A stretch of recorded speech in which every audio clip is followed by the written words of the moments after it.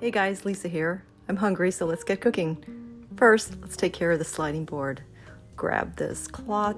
Nope, changed my mind. Yep, the sheet of paper towel works just fine. Place it under the board, create some friction, and keeps it from sliding around. Perfect. All right, we should always have a sharp knife. Let's start pulling the ingredients out. There's my onion, my potato. Oh yeah, now there's the garlic.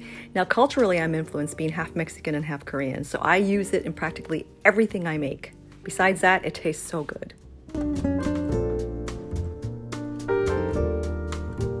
Now I'm sure someone out there has a better way of dicing garlic, but this is the way my mom did it and how I do it.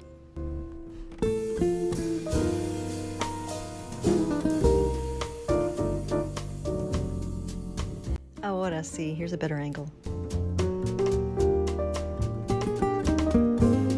Man, I used to hate onions. Now, I can't get enough of them.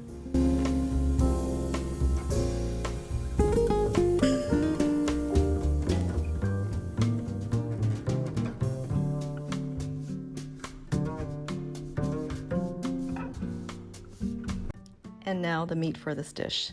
This is just a little piece of pork kielbasa.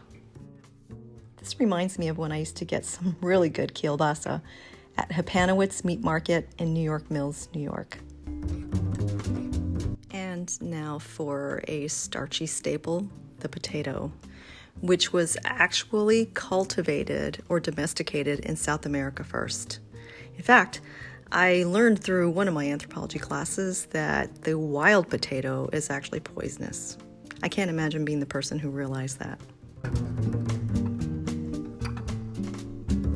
A little rendered bacon fat.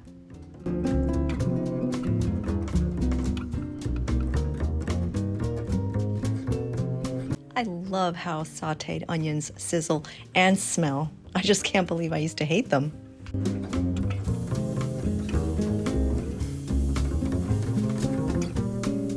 Throw in our garlic.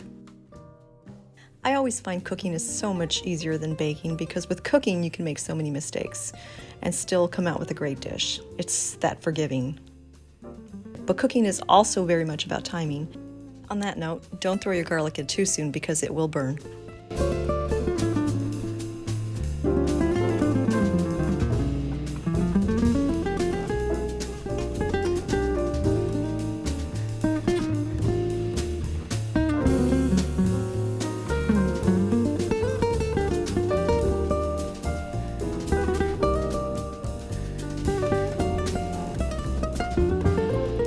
All right, while this concoction is cooking, let's go ahead and whisk our egg.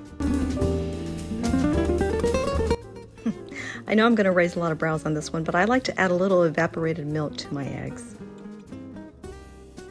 I also like to add it to my coffee. All right, back to our potato, kielbasa, onion, and garlic medley. Paprika is one of my favorite spices, so we'll add a little bit here. Oh, no, a little more. Oh, a lot more.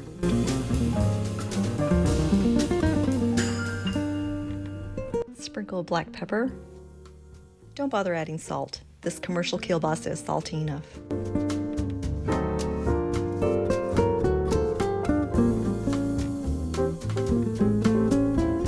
I love my eggs every way, but today I'm going for a nice smooth scramble.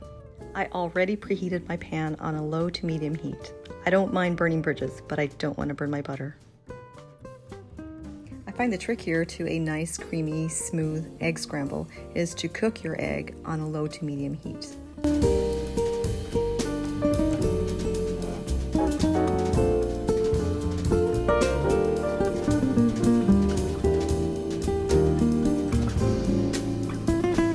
And breakfast is served with a quick shout out to the men and women of the 28th Bomb Wing at Ellsworth Air Force Base.